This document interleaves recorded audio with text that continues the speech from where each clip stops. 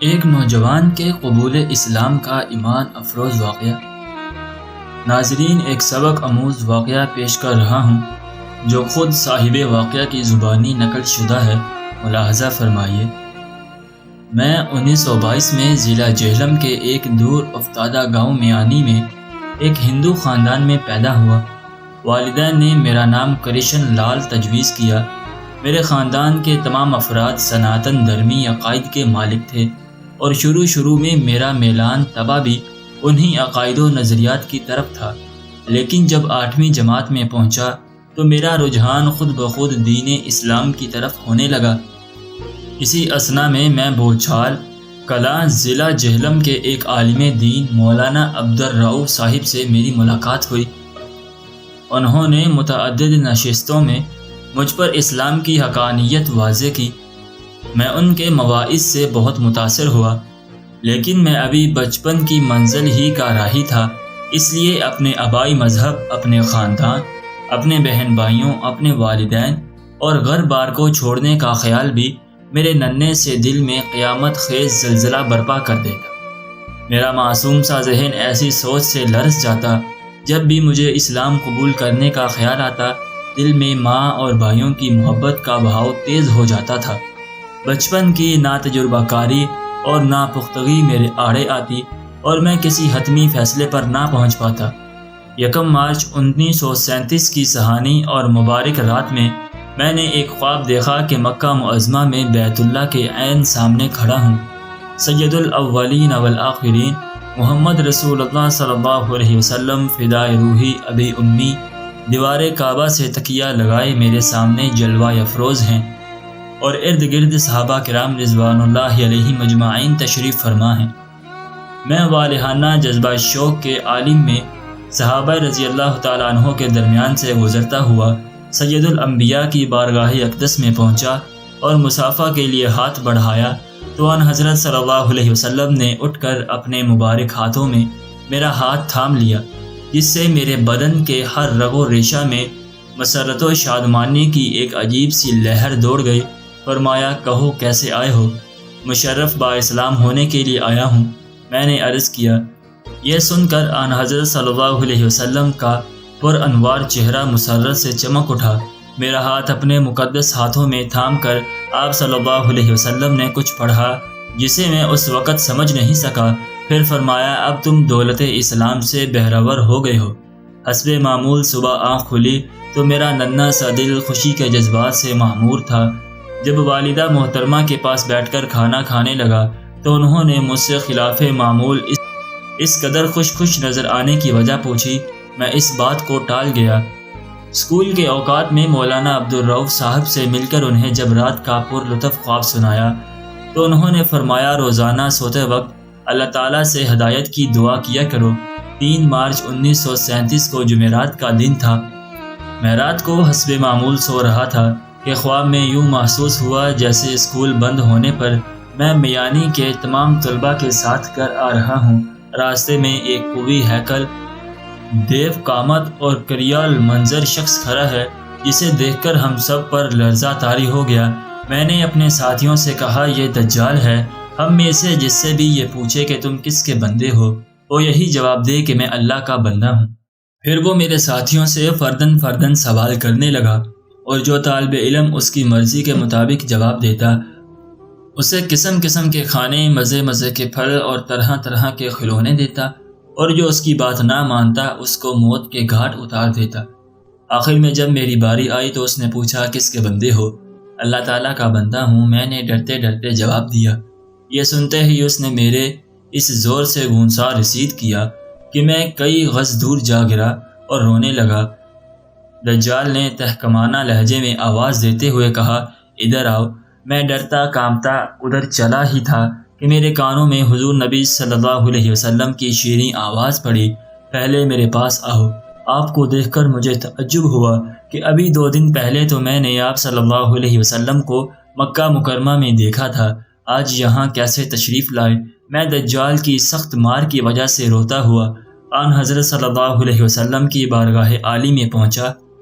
آپ صلی اللہ علیہ وسلم نے میری کمر پر دست شفقت پھیرتے ہوئے فرمایا، دیکھو میں صرف تمہاری خاطر یہاں آیا ہوں، دجال کی بات ہرگز نہ ماننا، میں تمہارے لیے دعا کر رہا ہوں، اللہ تعالیٰ نے چاہا تو تم ناکامی کا منہ نہیں دیکھو گے۔ یہ ارشاد فرما کر آپ صلی اللہ علیہ وسلم جب تشریف لے گئے تو میں دجال کے پاس پہنچا۔ اس نے پھر وہی سوال دہرایا اور میں نے بھی حسب سابق وہی جواب دے دیا۔ اس پر وہ مارے غضب کے لال پیلا ہو گیا اور اس نے جب جلا کر میرے منہ پر تھپڑ مارنے کے لیے ہاتھ بڑھایا تو مارے دہشت کے میری چیخ نکل گئی اور اس کے ساتھ ہی میری آنکھ کھل گئی اور پھر صبح تک مجھے نیند نہ آ سکی۔ میں نے فیصلہ کر لیا کہ آج بوچھال قلعہ پہنچ کر قبول اسلام کا اعلان کر دوں گا۔ والدہ محترمہ نے جب صبح کو کھانا تیار کیا تو میں نے ان کے پاس بیٹھ کر کھایا۔ اس وقت دل میں جذبات کا تلاطم بڑھتا تھا، جانتا تھا کہ آج ہمیشہ کے لیے ماں اور بھائیوں سے جدا ہو رہا ہوں، پھر اس گھر میں جہاں زندگی کی کئی بہاریں دیکھی ہیں شاید ہی قدم رکھنا نصیب ہو۔ بھائیوں کی محبت و شفقت نے مجھے مجبور کیا تو بہانے بہانے میں ان کے سر پر ہاتھ پھیر کر دل کو تسکین دی۔ اسی طرح ہیلے بہانے سے پیاری ماں کے قدم چھو کر ہدیہ عقیدت و احترام پیش کیا۔ کھانے سے فارغ ہوا تو بستہ اٹھایا اور اپنے گھر تینوں بھائیوں اور محترمہ والدہ کی طرف حسرت بھری نگاہ ڈالی اور پرنم آنکھوں سے میں اپنے آبائی گھر سے رخصت ہو گیا۔ 4 مارچ 1937 کو جمعہ مبارک کا دن اور محرم کی پہلی تاریخ تھی کہ میں دوپہر کے وقت تیار ہو کر سیدھا مسجد میں داخل ہوا۔ مولانا عبدالرؤف صاحب کے ہاتھ پر مشرف با اسلام ہوا اور غازی احمد نام تجویز ہوا۔ میرے اسلام لانے کی اطلاع جب گھر پہنچی تو کہرام سا مچ گیا، سب نے رونا پیٹنا شروع کر دیا۔ میرے والد صاحب کشمیر میں ملازم تھے، انہیں اور دوسرے رشتہ داروں کو بذریعہ تار مطلع کیا گیا۔ ابھی 3-4 روز بھی گزرنے نہ پائے تھے کہ والد صاحب نے دوسرے رشتہ داروں سے مل کر مولانا عبدالرؤف اور ملک محمد طفیل ہیڈ ماسٹر پر مقدمہ دائر کر دیا کہ انہوں نے ہمارے نابالغ بچے کو ترغیب و ترہیب سے زبردستی مسلمان بنا لیا ہے۔ SDM کی عدالت میں مقدمہ پیش ہوا۔ ایک طرف والد محترم اور متعدد ہندو رشتہ دار تھے اور دوسری طرف میں اور ہزاروں کی تعداد میں مسلمان۔ عدالت میں میرے بیان ہوئے۔ میں نے کہا میں اپنی رضا و رغبت سے مسلمان ہوا ہوں، میرے قبول اسلام میں کسی فرد و بشر کا ہاتھ نہیں ہے، میں مسلمانوں ہی کے پاس رہوں گا۔ والدین کے پاس مجھے جان کا خطرہ ہے۔ جب فیصلہ میرے حق میں ہوا تو مسلمان خوشی سے نعرے لگاتے ہوئے عدالت سے واپس لوٹے۔ میرے والد صاحب بلا کب نیچے بیٹھنے والے تھے۔ انہوں نے مختلف عدالتوں کا دروازہ کھٹکھٹایا مگر انہیں کہیں بھی کامیابی نصیب نہ ہو سکی۔ پولیس نے ہندوؤں کے دباؤ میں آ کر بڑی تحقیق و تفتیش سے کام لیا مگر میرے رشتہ داروں کو اپنا مقصد حل ہوتا نظر نہ آیا۔ ہر عدالت میں ہزاروں کی تعداد میں مسلمان میرے ساتھ ہوتے جو اکثر اوقات بوچھال قلعہ سے پیدل چل کر جایا کرتے۔ اس کے بعد والد محترم نے سیشن جج جہلم کی طرف رجوع کیا اور کہا کہ میرے نابالغ لڑکے کو زبردستی مسلمان بنا لیا گیا ہے۔ جہلم کے سرکردہ ہندو ان کے ساتھ تھے جنہوں نے مل ملا کر جج صاحب پر دباؤ ڈالا۔ عدالت میں پیشی ہوئی تو میں نے محسوس کیا کہ جج کا رویہ میرے بارے میں ٹھیک نہیں ہے۔ اس پیشی پر 2-3 حضرات میرے ساتھ تھے۔ جج صاحب نے مجھے دوسری تاریخ پیشی تک والد کے سپرد کیا۔ جب میں نے اپنے والد محترم کے ساتھ جانے سے انکار کیا تو مجھے زبردستی کار میں بٹھا دیا گیا اور دریا کے کنارے ایک مندر میں مجھے لایا گیا جہاں سارا دن میں نے رو رو کر گزارا۔ والدہ محترمہ کو جہلم بلایا گیا۔ انہوں نے مجھے دھمکی دی کہ اگر میں نے ان کے حق میں بیان نہ دیا تو وہ غر پر زندہ نہیں جائیں گی بلکہ دریا میں کود کر خودکشی کر لے گی۔ دوسرے ہندو بھی وقتاً فوقتاً آ کر مجھے سمجھاتے بجھاتے اور قسم قسم کا لالچ دیتے رہتے۔ اسی اثنا میں والد صاحب نے ہندو اکابر کے اثر رسوخ سے کام لے کر ڈسٹرکٹ ہیلتھ آفیسر جہلم سے میرے نابالغ ہونے کا سرٹیفکیٹ حاصل کر لیا اور اسے مقررہ تاریخ سے 1 دن پہلے ہی عدالت میں پیش کر دیا۔ جج صاحب نے جب مجھ سے پوچھا کہ آپ والدین کے پاس رہنے میں خوش ہیں تو میں نے نفی میں جواب دیا، لیکن افسوس کہ میری بات کسی کو وقت نہ دی گئی اور زبردستی مجھے والدین کے سپرد کر دیا گیا۔ تعجب تو اس بات پر تھا کہ والد محترم کے حق میں فیصلہ دینے والے جج صاحب مسلمان تھے۔ والد محترم بتایا کرتے تھے کہ انہوں نے ان صاحب کو رشوت دے کر اپنے حق میں فیصلہ کرایا تھا۔ اسی دن والد محترم مجھے ساتھ لے کر کشمیر روانہ ہو گئے۔ 2-3 دن جموں میں ایک پنڈت صاحب کے ہاں پروکش ہوئے۔ پنڈت صاحب نے بھی مجھے رام کرنے کے لیے ایڑی چوٹی کا زور لگایا، مگر ان کے غیر معقول دلائل مجھے ذرا بھی متاثر نہ کر سکے۔ یہاں پہنچ کر میں نے مولانا عبدالرؤف صاحب کو خط لکھنے کی کوشش کی، مگر کامیاب نہ ہو سکا۔ والد محترم نے وہ خط میری جیب سے نکال کر اپنے پاس محفوظ کر لیا۔ چوتھے دن والد بدرواہ کے لیے روانہ ہو گئے۔ بٹوت تک بس کے ذریعے، پھر بدرواہ تک پیدل ہی راستہ طے کیا۔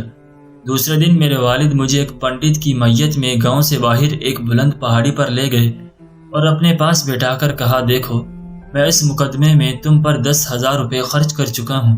تم نے مجھے کہیں کا نہیں رکھا، خاندان میں میری ذرا بھی عزت نہیں رہی۔ یہ کہا اور میرے والد کی آنکھوں میں آنسو تیرنے لگے۔ میں نے اپنی زندگی میں شاید پہلی اور آخری بار ہی والد کی آنکھوں میں اس طرح آنسو دیکھے تھے۔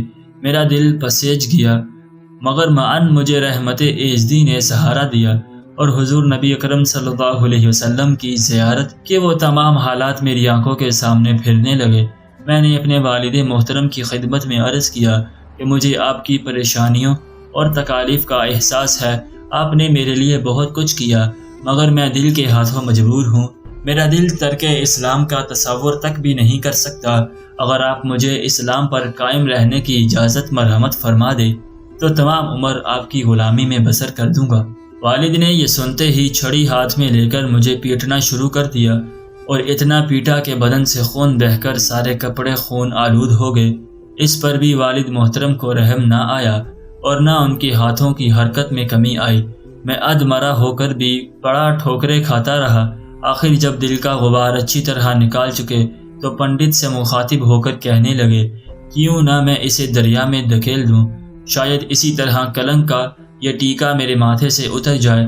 پہاڑی کے دامن میں بپھرتا ہوا دریا میرے سامنے تھا۔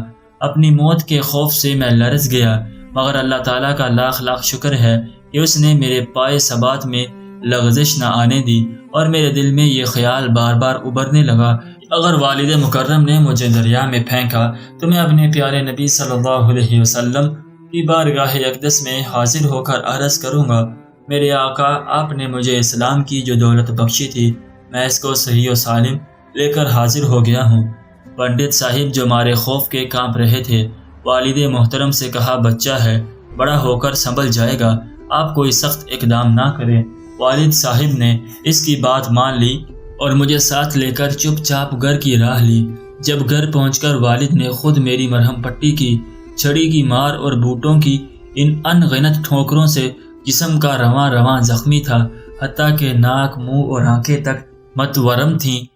تقریباً ہفتہ بھر بستر پر ہی دراز رہا، پھر والد محترم نے مجھے بدرواہ ہائی اسکول میں داخل کرا دیا۔ میں ہندو لڑکوں کی نگرانی میں روز اسکول آنے جانے لگا۔ مسلمان طلباء کو میرے ساتھ بات کرنے کی اجازت نہ تھی۔ ہندو لڑکے ہی نہیں، ہندو اساتذہ بھی مجھے نفرت کی نگاہ سے دیکھتے تھے۔ یہ اسکول میرے لیے جہنم سے کم اذیت ناک نہ تھا۔ آخر کار میں نے دوست محمد نامی ہم جماعت سے تعلقات بڑھائے اور اس کے توسط سے مولانا عبدالرؤف صاحب کو خط لکھا اور بتایا کہ میں بفضل اللہ تعالی اسلام پر قائم ہوں۔ حضور نبی اکرم صلی اللہ علیہ وسلم کی دعاؤں کی برکت ہے کہ مجھے کوئی جسمانی تکلیف اسلام سے برگشتہ نہیں کر سکی۔ مولانا نے خط ملتے ہی قصبے کے سارے لوگوں کو جمع کر کے ان سے پوچھا، کوئی ہے جو جان پر کھیل کر ایک مسلمان کو کافروں کے عذاب سے چھٹکارا دلائے؟ اس پر ایک غریب لیکن جذبہ شہادت سے سرشار شخص اٹھا۔ اس نے اس خدمت کے لیے اپنے آپ کو پیش کیا۔ اس کا نام جان محمد تھا۔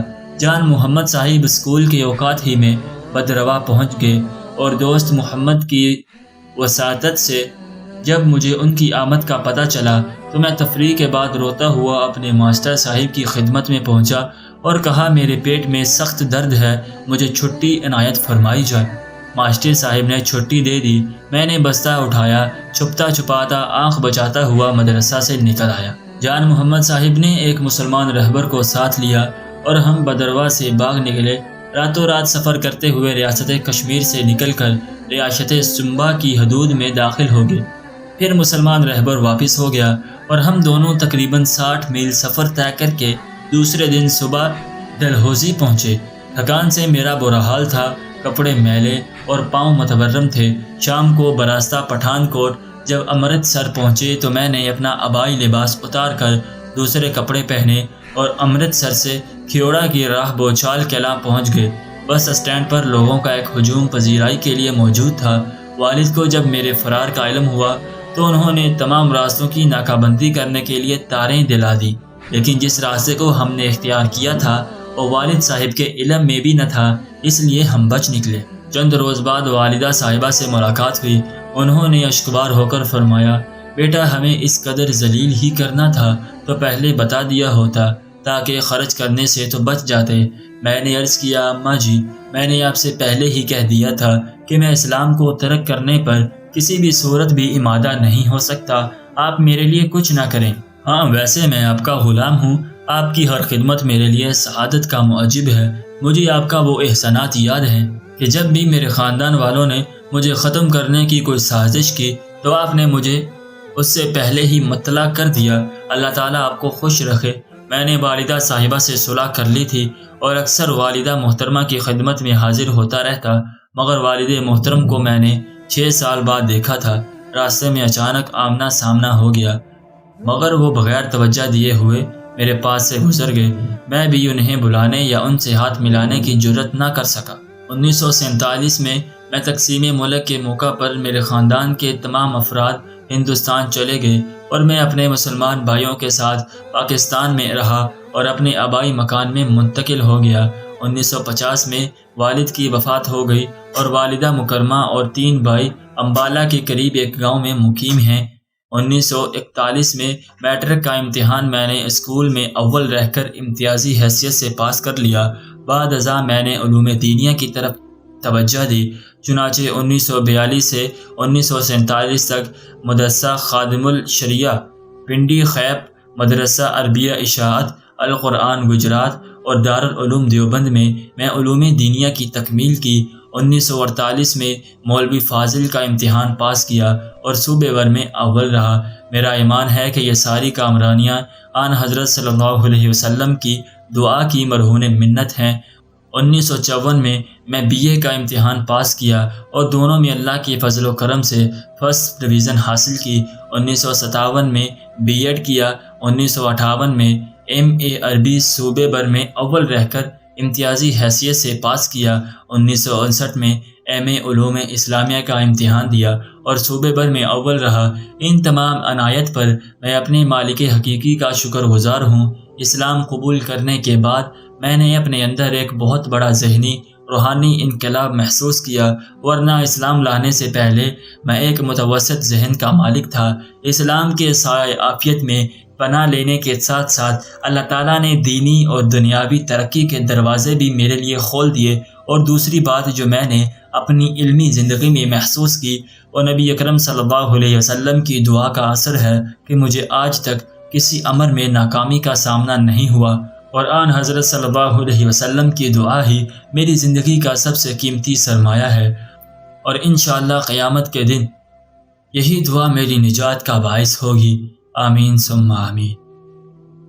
حاصل، بے شک ایمان کی حلاوت کا اپنا ایک مزہ ہے، اور جب ایک مسلمان اس پر ڈٹ جائے تو یقیناً اللہ کی مدد بھی آتی ہے۔